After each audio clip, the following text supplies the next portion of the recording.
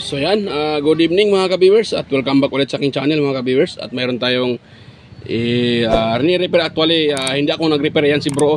Yan si bro. Nagkakape muna si bro. Kape muna. Ayan. Ayan si bro yung tumira mga ka-viewers. Ang ano pala nito, hindi, pasensya na kung hindi namin napakita yung buo pa nito. So ngayon kasi ay ano na to, patapos na. So ang nangyari kasi dito, sira yung kanyang pinaka power supply. Tapos kini-convert lang namin sa direkta sa 220. So ito yung ginagamit namin. Ito. Direkta sa 220. Dahil yun yung kanyang baterya. Yan yung item na yan, yun yung baterya, 7 amperes. So yun namin gagamitin yan. Ito na ang magdadrive sa kanya. So pati itong speaker nito ay sira din. So mismo yung may-ari ang nagpa-rewind. Dahil itong speaker na to ay dual. Bali siya, dalawang output niya. Dalawa dito. Meron din dito sa kabila. So dual siya, dual speaker. So ngayon ang ginawa sa nag-rewind, ginawa na lang single. Ang problema, yung kanyang pinaka ay sasabit, maingay ba siya? Yung kanyang pinaka-con.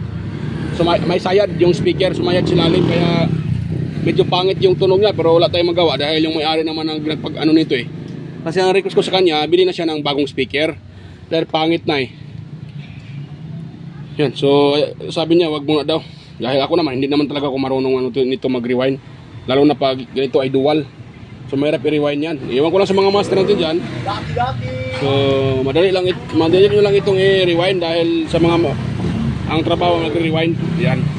Pero ako, hindi ko ito alam eh. Kaya sabi ko naman sa may-ari, bilhin lang siya ng bagong speaker. So wala daw siyang bagong speaker at mahal daw, sabi niya. Kaya pinarepair niya sa kanyang may babusing.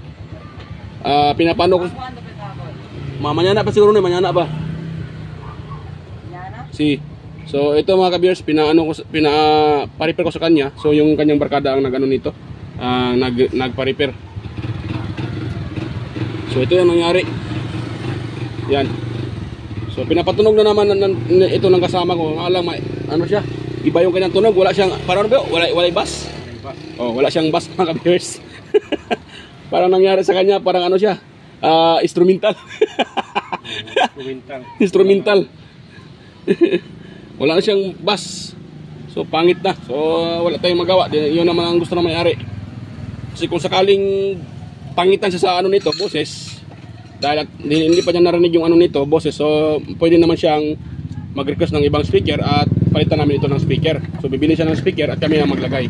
So ganun lang. So ang ginagawa namin power supply sa kanya, ito lang 12 volts na power supply na 2 amperes. Yun ang ginawa na lang namin sa kanyang power supply. Ayan. So bali naman siya mga ka-viewers, pwede naman siguro yan. Ayan. Tapos yan, mayroon pa tayo doon mayroon pa Versa box din yan, Versa box na DB audio, portable speaker. Yan, yan problema yan, baterya lang. So hindi ko pa natapos yan dahil yung may-ari ay nagbili pa ng speaker. So mga ka-viewers, balikan ko na lang kayo pag ito ay matapos na namin. Yan, pinapakita ko lang ito mga ka-viewers. Yan, kung paano namin ito ginawa. Hindi ko kasi ito namin kanina na videohan nung yan nang kasama ko dahil busy. So yan. So stay tuned lang mga ka-viewers, balikan ko na lang kayo pag ito ay natapos na namin ito. Yan. So yan mga ka-viewers, dinagdagan namin uli ng another capacitor dahil bumabagsak yung voltahe. Imbis na maging maging 15 volts. So bumaba ng husto dahil direkta namin diyan sa filter ng boards yung capacitor niya. So dapat mayroon palang separate na yung kanyang power supply. Dapat yung pagkapareho ng unang ginawa ko dito ay naglagay din ng capacitor. So tinry lang namin yun. So ngayon ay nilagyan ulit ni bro ng yung kita niyo yung green na yan. Yan, filter capacitor yan para sa para ma-filter ng maigi yung voltahe at tataas yung kanyang amperahe dahil bagsak. So pag pinapaandar minsan ay namatay. Yan. So ganoon lang ang mga ka-viewers. Kung gusto niyo mag-convert ng manual ng 220 direkta, pero dito kung gusto nyo ayaw na gamitan ng baterya o kung sira yung pinaka power supply tapos nahirapan kayo maghanap ng SMPS na power supply or switch mode power supply, yung tinatawag na switch type ba? Sa tawa na bro, SMPS, switch mode power supply, may tawag na. So yan, so pag gusto nyo i-direkta sa ano, hindi nyo nagagamitan ng baterya, pwede naman. Ang kailangan lang mayroon kayong ganito transformer, mas maganda, mas mataas na ang pirahe. So dahil wala akong ano meron akong malaki dyan, sayang naman yun. Gagawin ko yung ano, battery charger, sayang yun. So kaya ayan na nilagay ko, 2 ampere, mahigit. Mas maganda kung mayroon kayong 4 amperes, 5 amperes or 6 amperes, pwede yun para mas malakas. So kung gusto nyo ng 6 amperes mga ka-viewers, mas maganda yan, para malakas siya. Ito kasing nilagay namin 2 amperes lang, pero pwede naman to dahil kakayanin lang naman. Yan. Yan, kung sakaling gusto nyo pa rin ng ilagay yung pinaka-baterya, yan, tulad yung kanyang baterya, ilagay dito. So pwede naman. Ilagay yung baterya para ano pa rin siya, rechargeable pa rin. Kung sakaling walang kuryente, mayroon kayong magagamit. Kasi ang pagkasabi kasi ng mayari nito gusto nyo ipa-convert sa manual. Yan. So kami na lang bahala. Kasi ginamitan kasi nila ito ng transformer na 21 volts. So masyadong mataas yung ginamit nila. Ang problema din naman, mataas nga yung kanyang voltahe, yung ginamit nila na transformer, ano lang, 800 mA lang yung kanyang output, kaya hindi niya kayang i-charge yung, yung battery na yan, yung 7 amperes na battery. So hindi niya kayang i-charge mga ka-viewers, kaya ang nangyari, hindi talaga nagkakarga. Yan. At pangalawang sira din itong baterya na to. Yan. So sira na yung kanyang baterya ako, mali pa, sorry. So itong pinaka speaker mga ka-viewers, yan. Pangalawang sira. Kaya nawalan siya ng boses. Hindi na tumunog. Sunog yung pinaka sa lalim. Sunog yung pinaka windings or pinaka coil.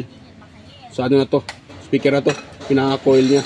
Sunog. Kaya yung may-ari yung naghanap ng dahil hindi ko din na ito dahil sa totoo man naman hindi naman talaga ako marunong mag nito mga bers. Wala akong masyadong kaalaman sa pagre-rewind ng mga nitong speaker. Pero kung sakaling pwede naman siguro kung pwede naman gawin. Pero kasi busy din maraming ginagawa kaya isa pa medyo ano bang tawag diyan. Ang may-ari kasi yung nagsabi na mayroon na siyang barkada na mayroon siyang yung barkada niya na nagre-rewind din. So kaya doon na lang sa kanyang barkada. Siya nung nag-rewind. Ang ginawa naman ng kanyang barkada, siguro hindi niya alam kung paano mag-rewind ng double, yung dual output na speaker. Kaya ang ginawa niya, ginawa niya single. So itong sa kabilang, itong dito, di ba dalawa to? Positive at saka negative. Ginawa niya, ito ang negative, sa kabila yung positive. Ito dito. Yan. Ito yung positive, ito naman yung negative. Ginawa ng rewind nito. Yan. Siguro siyempre dual yun Medyo mahirap-hirap din kung hindi mo kabisado. At pangalawa, baka nakulangan din sa sa magnetic coil. Ayun. Ganito ang ginawa, pero ewan ko pangit yung tunog. Sabi pa ni bro, walang bass bro. Bro, walang bass. Wala na. Yan, walang bass. Pero okay na, at least tumunog. Sabi kasi ng may-ari, ang importante daw tumunog. Mayroon naman siyang pero kung sakaling ayaw niya yung tunog, kung sakaling napapangitan siya, pwede naman siyang mag-request na bili siya ng speaker. Tapos isalpak na lang namin dito. Madali lang naman 'yan. Wala kasi sa usapan namin na ako yung mag-ayos ng speaker. So siya yung nagpaayos. At ang ko sa kanya ay dapat sana ay nagbili siya ng bago. So siguro ay nakulangan sa budget kaya pinapa-repair sa kanyang barkada. Ang nangyari kasi medyo hindi naman natin masasabi na pinupura natin yung kasama natin na technician. So siyempre as a technician, malalaman mo talaga yung kasi hindi ka technician, malalaman mo yung tunog na pangit talaga. Si bro na nga nagsabi. Pangit bro. Pangit Oh, pangit yan, pangit yung tunog. Siya. Oh, walang bass. Basag siya, basag. Basag daw, basag. Kaya wala tayong magawa. Tapos na to nagawa na to na nagawa na ng unang ng ano nito, yung gumawa nito. Kaya hanggang dito lang tayo talaga. Kung ayaw niya, hindi nagustuhan ng mayari nito, itong pinaka-boses niya. So, pwede naman, bili siya ng bagong bili siya ng bagong speaker at salpak namin dito. So, yan. Yan, no. So, tinapos pa ni bro dahil yun sige lang, try natin i-testing ngayon mga ka-viewers. Parinig ko sa inyo na pangit yung boses. Ito kasi matagal na dito nakatingga. So, siguro pinanakuan kasi isa ka bulan kapin. Dalawang buwan siguro. Oh, yan. Dalawang buwan na ito dito mga viewers. Matagal na. Matagal na itong hindi na nasikaso. Doon lang sa gilid. Tinambak lang doon sa gilid. Hindi nasikaso. So, dahil busy mayroon pa kasing nauna. So, katulad ng yung mga brudo na yan, nauna pa yan. Nauna pa dito.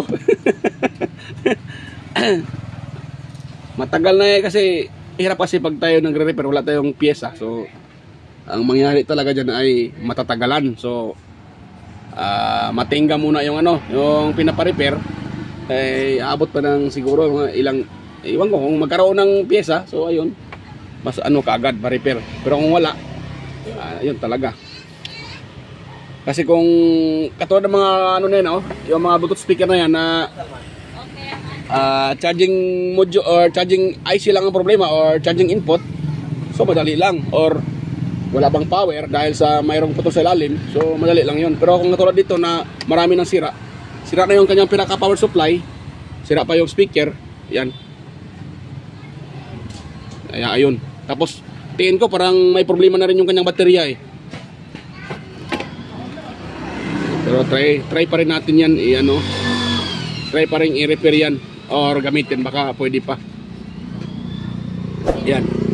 Kung sakaling mayroon kayong mga ka-viewers, kung mayroon kayong speaker na ganito na gusto nyo ipa-convert sa na lang 220, so madali lang naman yan. Kung gusto nyo na hindi na siya rechargeable, ayan yung gagawin nyo.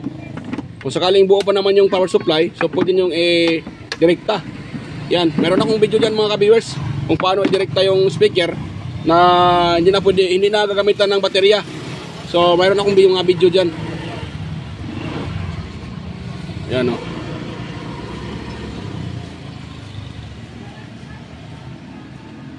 malaki itong speaker na to, pero maliit yung kanyang yung magnet niya. Hindi naman siya gaano kapal yung magnet. Yan, tumunog na Yan, narinig yung mga ka-viewers, tumunog na. AFM daw bro. AFM daw. Natog di pa siya mamatay. Yan. So yan. Pinos ko muna mga ka-viewers, baka tayo ay makapiright doon sa sounds. Kaya pinos ko muna sandali. So yan. Okay na siya mga ka-viewers. So ang kulang na lang ay assemble na lang yan. So yan. Mga ka-viewers, kung mayroon kayong nakuhang mayroon kayong nakuhang kunting idea sa aking ipinakita or ginagawa namin. Kung sakaling mayroon kayong speaker na ganito at sira na yung kanyang pinaka-baterya at gusto niyo gawing manual, so ganito. Or kung sakaling sira din yung pinaka-power supply, so kailangan nyo lang ng transformer. At least 2 amperes o 6 amperes. So ayan. So para maganda yung kanyang ito 2 amperes lang nilagay namin. So kaya naman. Gumana naman siya. Yan. At dinagdagan lang namin ng kapasitor para mag-steady yung kanyang para hindi siya masyadong bumaba. So yan mga ka-viewers, hanggang dito lang. Yan. So nga pala, bago pa tayo bago pa pala ako mag-out. So mega loud shoutout sa inyong lahat mga ka-viewers. At yon. Sa mga bago pa lang dito sa aking channel, sana huwag niyong kalimutang mag-subscribe at pinutin yung notification bell para ma-notify kayo kaagad sa aking mga upcoming videos. So ayan, at huwag niyo kalimutang i-share yung ating video para makatulong tayo sa iba. Tigit sa lahat, konting hiling lang mga ka-viewers, sana huwag niyong i-skip yung mga ads na lumalabas sa aking mga upload. So yan po ay malaking tulong na po sa aking muting channel. So ayan, so sana huwag niyong i-skip mga ka-viewers. Yan, at salamat po sa inyong suporta at panonood. So ayan, mga ka-viewers, hanggang dito lang po yung ating video at Happy Halloween sa ating lahat. So ayan, Happy Halloween. Ayun.